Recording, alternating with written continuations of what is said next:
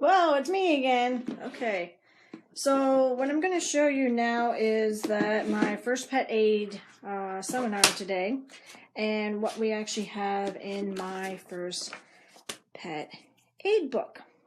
So I'm just going to turn the tables back on my box here, and I'll go through what's actually in my box, and then let you know what we can put into my box. All right.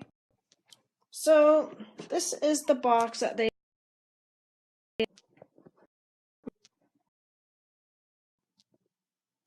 I'm on an angle.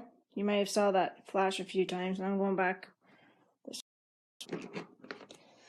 So I'm going to remove, and this is what the necessaries of everything in your box and what they're supposed to be. This is my first aid for dogs. This is what I got. So this is what is supposed to be in your kit right now. This is what you can actually put into your kit.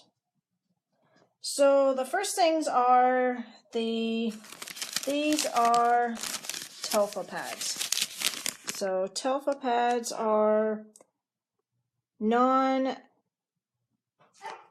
pads, so they don't stick to you. And then you have your tongue depressors. So these can be used for like splints. So we can put them on to the legs. So that's what they are.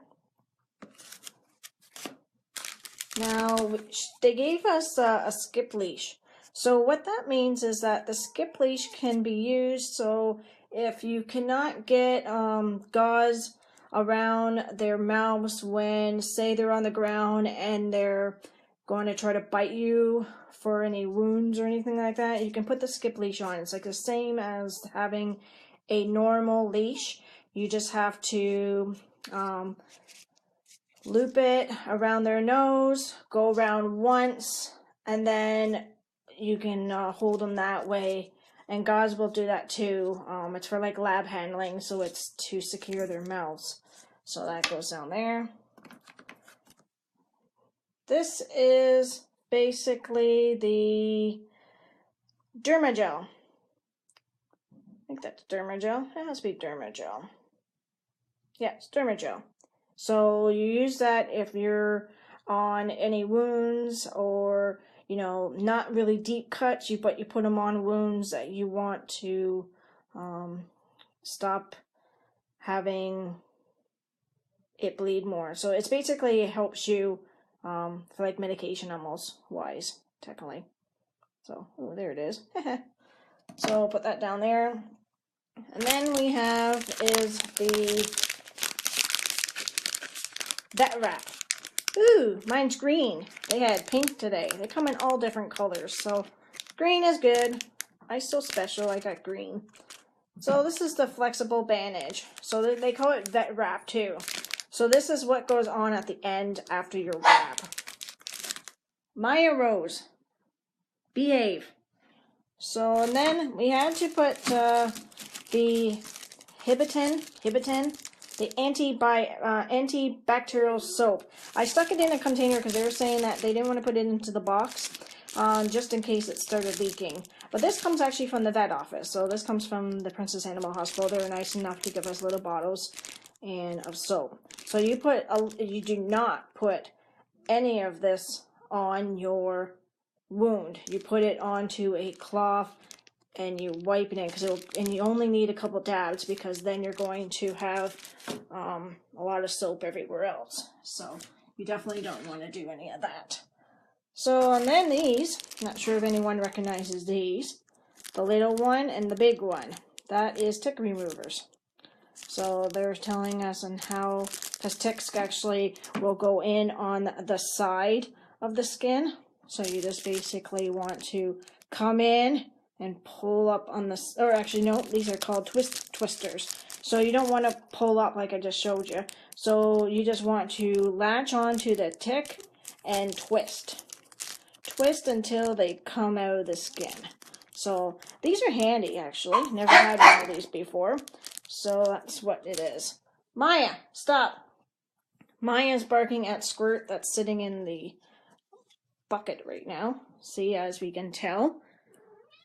Yeah. Are you in the bucket? Yeah. And Maya gets to, like, bark at you. You do? Well then, behave. So now I'm going back over here to my box. So one of these is the gauze. Not sure what you know which one's the gauze. Anyways, there's gauze, and there is gauze wrap. Well, I just said that. The cotton for bandaging. I'm not sure. I think that's it. They all look the same. And the medical HESA, I can't say the word, HESA tape. Can't say that word very well. So I'm just going to put everything back in here. But it was really nice. They gave us a container to put everything into it. And then I'll read you here of what you can actually put more information. So the items in my box, you can actually add in the phone numbers, your veterinarian hospital, the after hours. You definitely want to add in your poison control.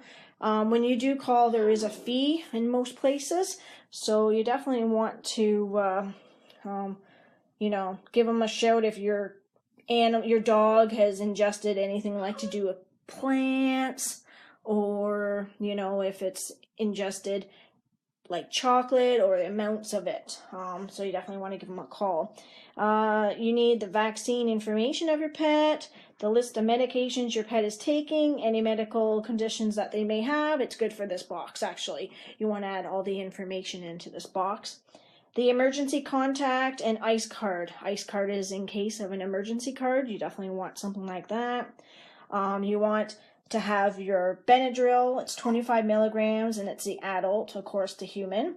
They said ice packs, but you have to have them cold for that. So that really depends on if you want to stick an ice pack into it. If you're trimming nails, okay? If you're trimming nails and all of a sudden you make them bleed, you can use Quick Stop, because we all use that in school. But if you don't have Quick Stop, you don't know what it is, you can use cornstarch for your nails. A muzzle, or use gauze or the slip leash to muzzle that I was just talking about earlier. My, knock it off, kid. You can use the hydrogen peroxide bottles, the 3%. I don't have it in my kit, but it's good to have. You cannot ever use it on cats. Dogs have to swallow it, and they gave us a weight measurement, so if you ever have that, you would have to look into that. They gave you wipes or baby wipes you can use in here, bandage scissors, and sterile eye wash. So that's what you can add to your kit. So other than that, they were definitely a good thing. I suggest everyone to take first pet aid in dogs. It is well worth it. The Humane Society will have it probably a year from now. I do not know about St. John's. I heard they have a waiting list, and it's expensive. Where I didn't pay as much, but all the money